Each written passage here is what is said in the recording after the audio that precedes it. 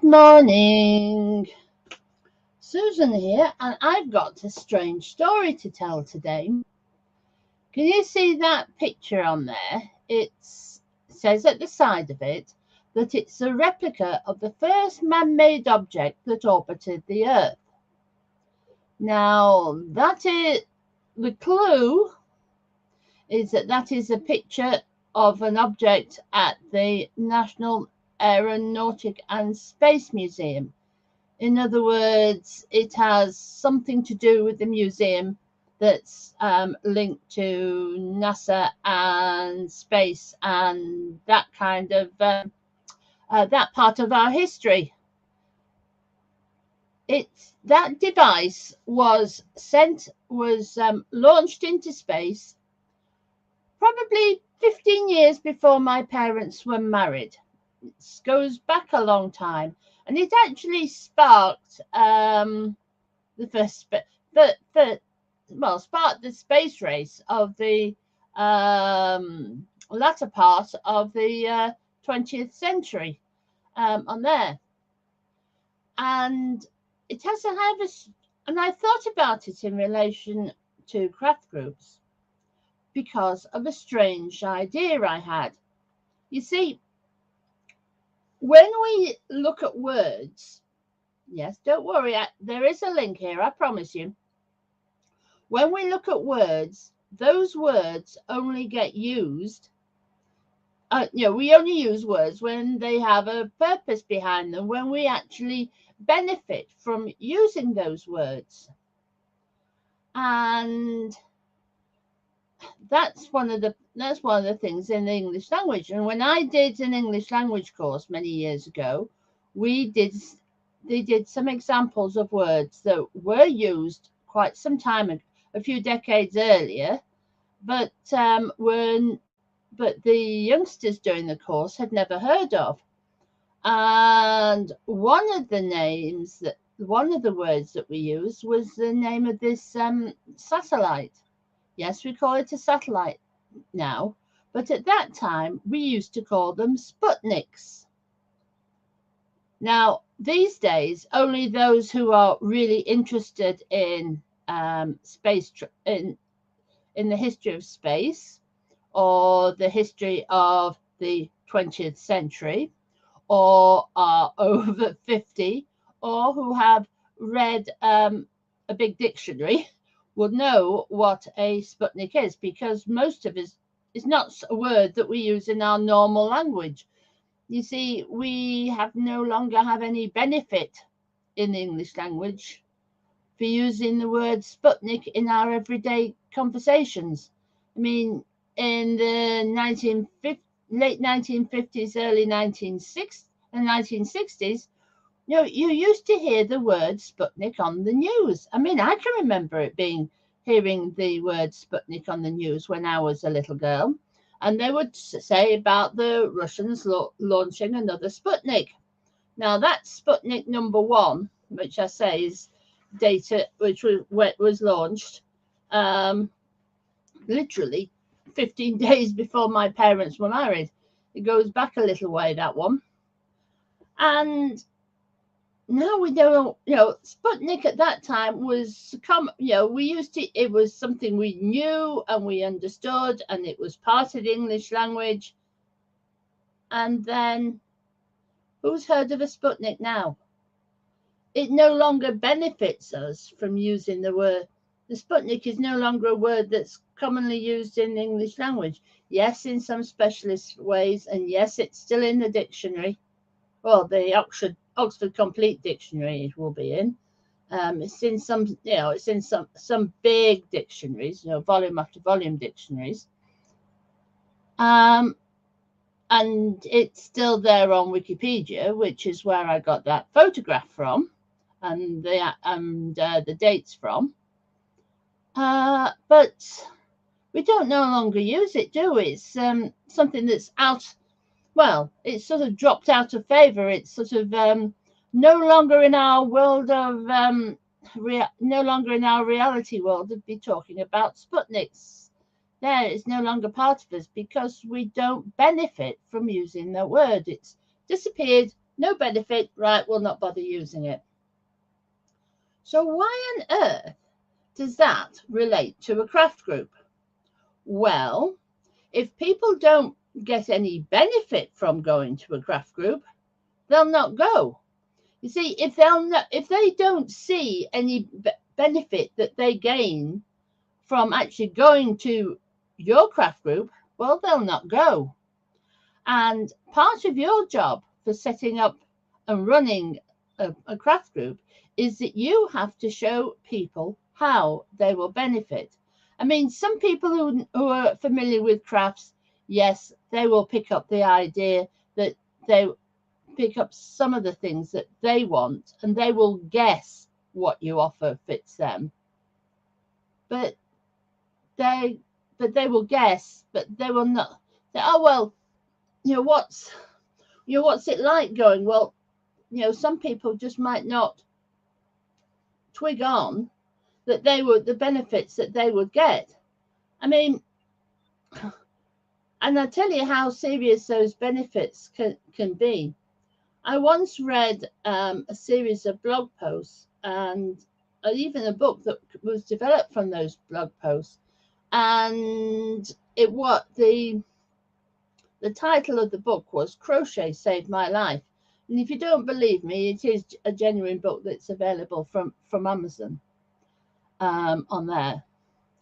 And it's a series of blog posts about how crochet has benefited people with various illnesses. And the author was one of the most extreme.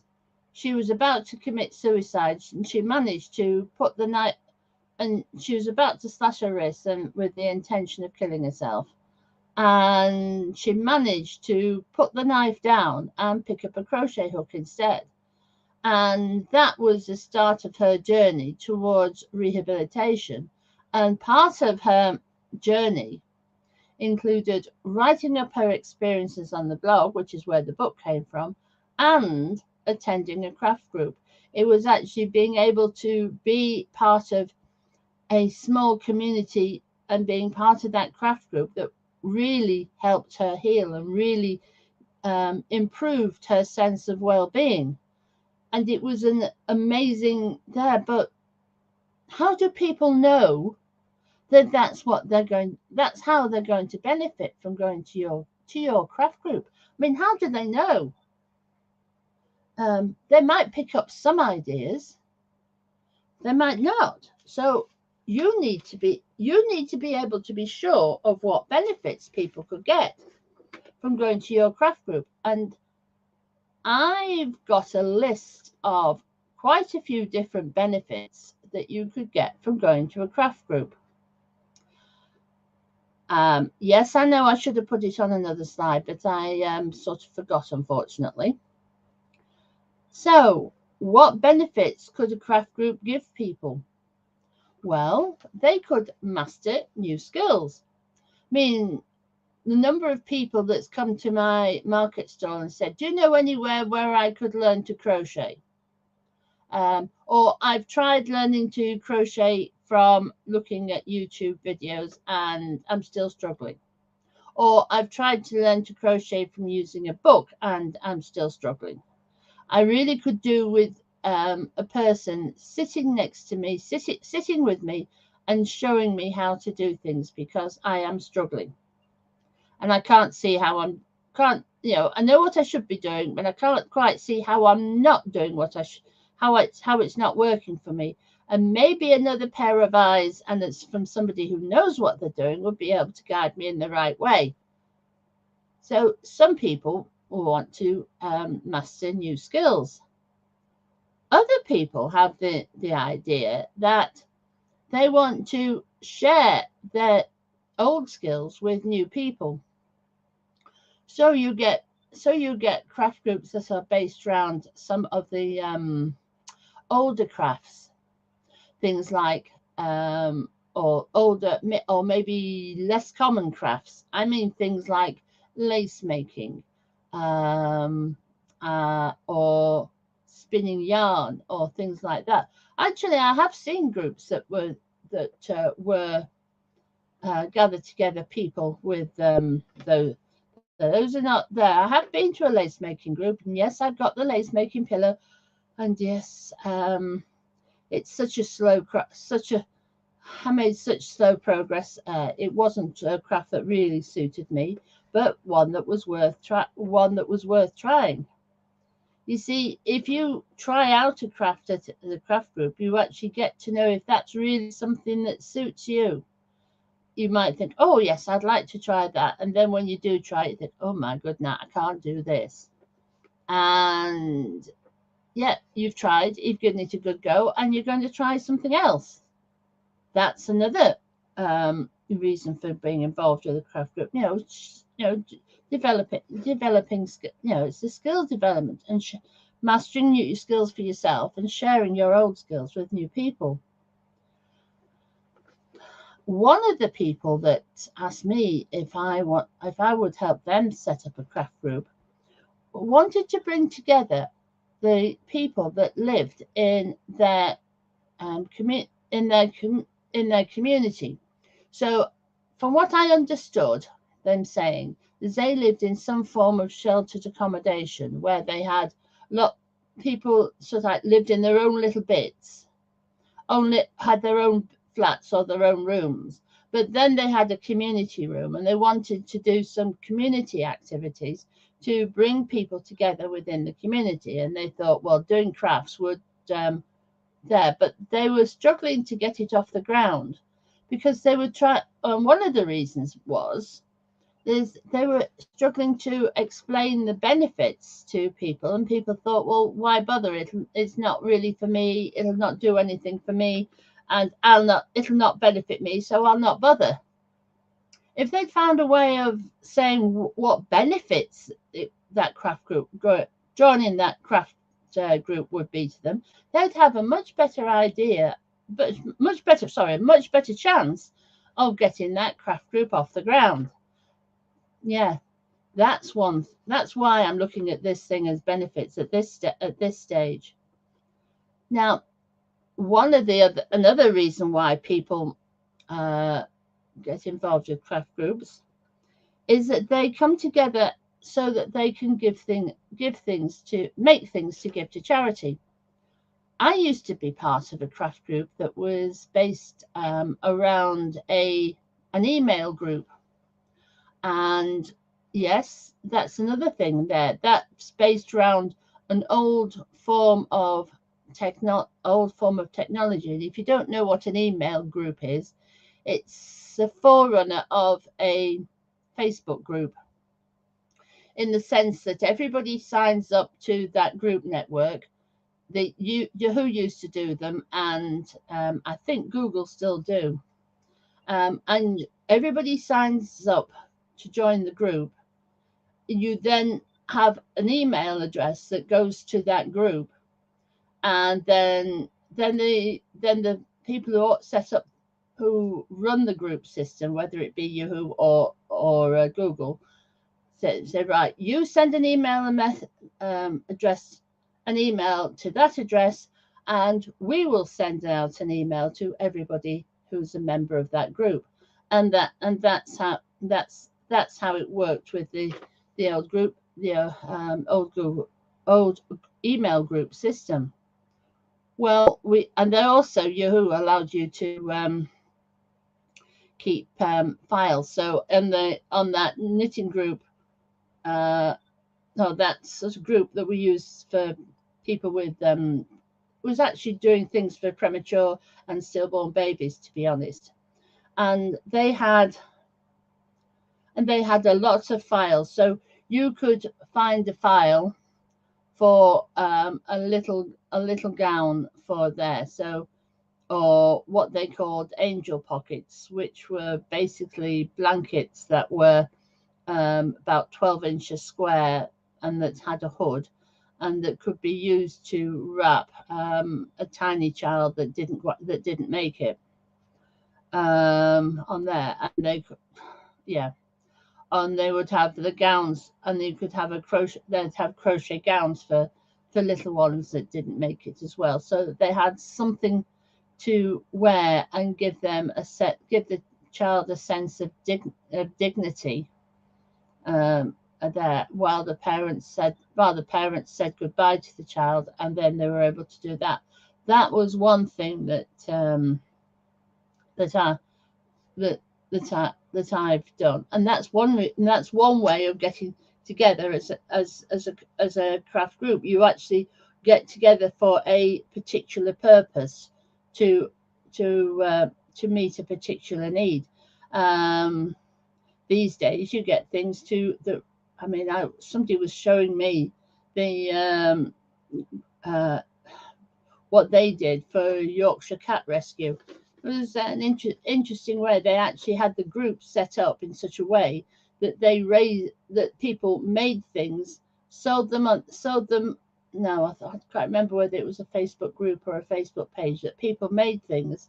They were then sold within Facebook, and they raised money for the Yorkshire Cat Rescue, and that's one of the things that they did as a way of running a craft group. So they came together to make things to raise money for a charity, and for some reason a lot of the things on that Yorkshire Cat Rescue were things that related to cats, like toys and things that the cats might use, or things with cat pictures on them and cat toys and all those sort of cat related things on there, because they knew it was people that were interested in cats that came to that part of Facebook, and they were willing to buy those things so that they could support the cat rescue service or the cat rescue charity that there. So that's another reason why people pull together with their craft group. A strange one is that sometimes people come together for a community art installation.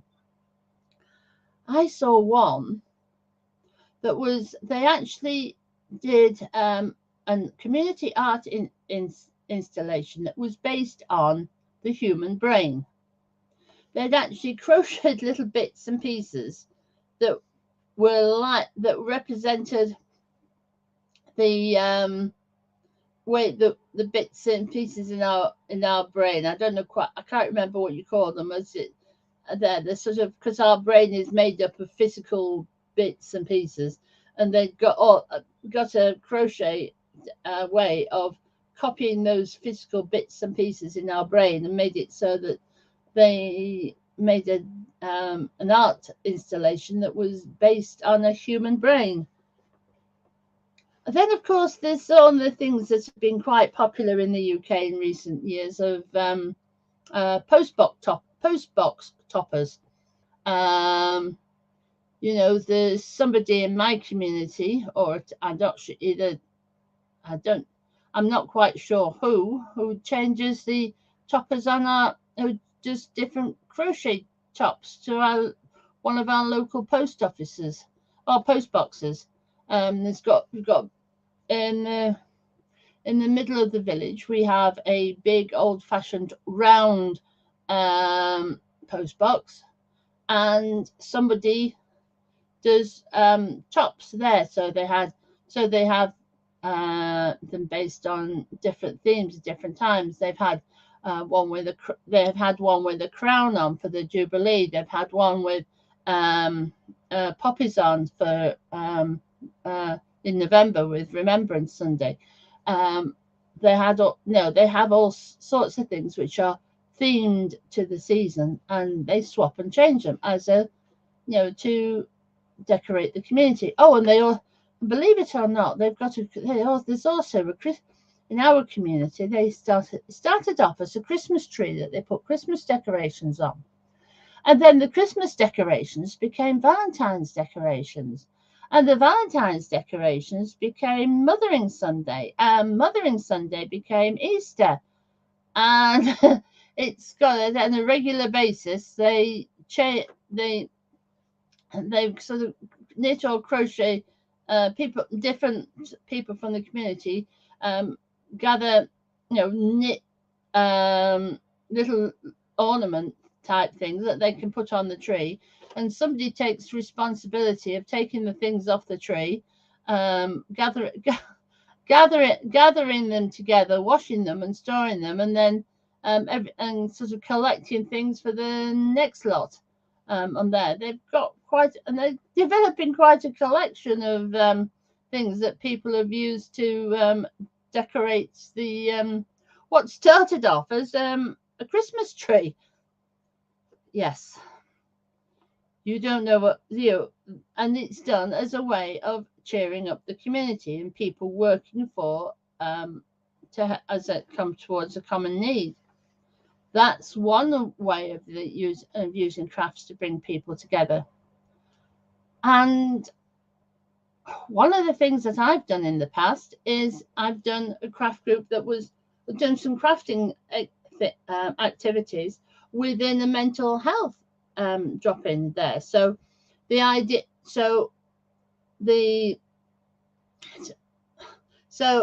let's see. I think how did it work? I think the local council gave another organisation some money to run this mental health drop in, and when they did that mental health drop in, they asked. I was a volunteer and a helper there for quite some time, and they asked me to do some of the craft activities. So we did, and people had the opportunity some weeks in that when we met in that community centre to do various craft activities on there. And then another benefit that people have from coming together for doing crafts is there's an organisation with its headquarters in Lancaster, England. And one of the things that they do is they run healing weekends. And part of their thing is one of the ways that they do that is that they run 4-day craft sessions, crafting week, well, like a 4-day or half a week or 4 week or a long weekend doing crafts, like 4 days. And they will have various craft activities scattered around the garden and the premises and the building that they have. They've got, in that particular building, they have got 2 big rooms that they can use, so they can scatter things around in different parts of that room. And they've got some big gardens. They could put things out in the garden when it's fine. And they have people doing various activities. Now, what they find is that as people are doing the crafting activities, they sort of brings things up in their memory, and there's certain things that come up that they realize that they need help with on there, and it's just because they do the crafting activities. So what this organization does, it then has a number of counselors and helpers that I'm not sure whether they that basically keep an eye on people as they're doing these activities. And when they see someone who's in need of some additional support, they take them to one side and help them work through the issues that came up from doing those crafts. That's the way that, and they do, and people find that they can have considerable benefit from the crafts, that then sort of opens that makes them realize what problems that they've got, and then there's people on hand to help them solve the problems on there. And now that is on top of this sort of the more general things of people doing crafts to gainfully occupy them and to keep their mind off issues when they're doing things there. So you get a number of organizations like or like a mental health organizations who do crafts to help people, to occupy people and to help them just simply by giving them something to do to take their mind off the problems that they've got on there, and give them something constructive to do on there, as well as providing a means of them getting together with people. Now, that is a long list of possible benefits from setting up a craft group. And I wanted to share with you what that first craft group that craft group that we had for learning disabilities, the one that really took off and really was the most amazing achievement. The thing that we did with that helped it take off was all our posters started with 2 questions. And the first question was, do you know somebody with learning disabilities? Now, we recognized that the people that we were trying to attract would not be the first person who would realize that they had, who would necessarily be able to read very easily. We recognize that they would need some additional support. Like I say, might not be able to read very well and would not be able to understand the poster, which is why we started off, do you know somebody with learning disabilities? Because we knew, because of that kind of situation. So that was who we were, that's the people that we were talking to, were the people who knew those with learning disabilities. But then we asked them what the next question we had really showed what we were intending to do. Do you want to give them the opportunity to be creative and achieve something to be proud of in a loving, caring environment? So they had the opportunity to be creative, so that they were actually doing things and making things and doing things for themselves and actually being creative. They had that opportunity. They had the opportunity. They also had there and achieved something to be proud of. We made quite. We did things that people could actually do for them. Have a good input to there, and we could say, and part of our thing was, as I said yesterday, I took loads and loads of photographs. I only showed 5 yesterday, but loads and loads of photographs of things that people have been made. And I became like the proud grandma who was showing off what the grandkids were doing, because what we were doing in that group. And there were things that that people could be proud, that those who attended the group could be proud of achieving. They were actually doing something they could be proud of doing, and help them from that, in that respect, help them, give them a sense of value by helping them do something that they could be proud of doing. And the other thing that we offered was the loving, caring environment, which was part, there. I mean, one of the things that that everybody needs is love, care, and appreciation. Everybody needs that. But when you've got somebody with additional needs, they can put like this: you need additional stores of love, care, and loving and caring attitude, because they pull out of you so much that you really need a big store of love and yourself to be able to treat them, to appreciate what they can do, to give them the respect that they are due, etc. You need a huge bank of there, and that's not something that everybody can do.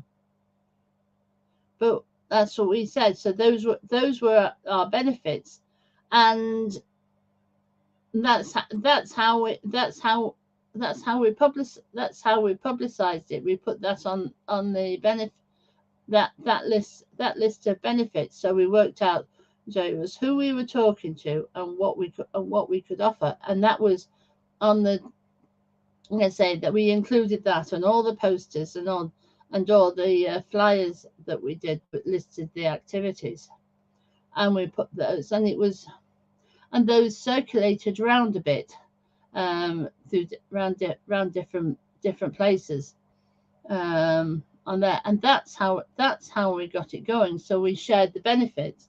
So like you've got that Sputnik, which had that word that we don't use, and because it doesn't benefit us anymore, and we don't use it and we don't need it.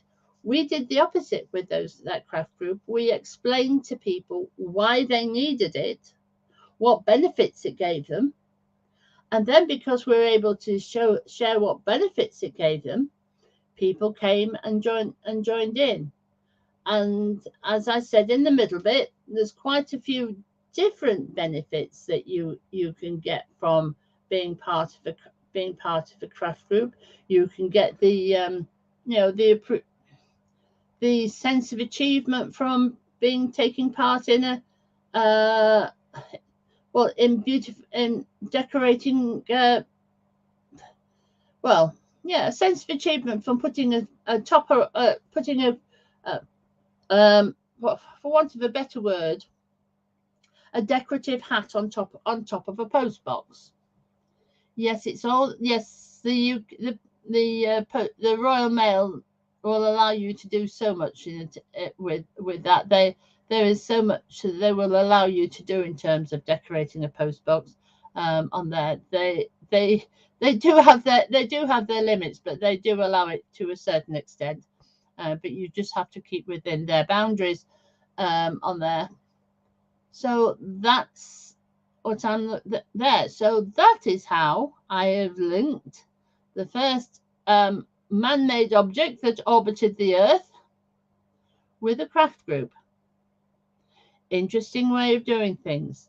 So have a think of, if you're looking at doing a craft group, one of your things that you've got to do right in the early stages is come up with a list of benefits that people will have, so that when you come to do your posters, like we did with ours, we were able to list, come up with a statement that was explained the benefits that people would get. They had the opportunity to be creative. They could achieve something they could be proud of. In other words, we didn't have them doing things that were totally rubbish. And then we had things that they could take back with them and show off and show their family. Look, well, we went to arts and crafts and we did this and so on. And then we provided them with a loving, caring environment on there. So those were the three benefits that we made sure that were listed on all the posters and flyers that we sent out, to remind people what benefits they got. So if you're thinking about setting up a craft group, you really need to have a list of all those benefits on there. I've given you some starting points, but you need to come up with a list of your own. And it would be interesting to see what benefits people come up with on there. So if you can come up with any benefits for why people would want to get involved in a craft group, whether that be a group that's held together via a Facebook group, or held together via an email group, or held together by attending Zoom classes, or held together by doing face-to-face activities, put them in a comment below this, so that people can get some ideas. Because I've come up with, because I've been around in this world around, I've got loads and loads of ideas on that one. Maybe that's something that you could that you could do yourself. So have a think and see if you can come up with any comments. Anyway, bye for now.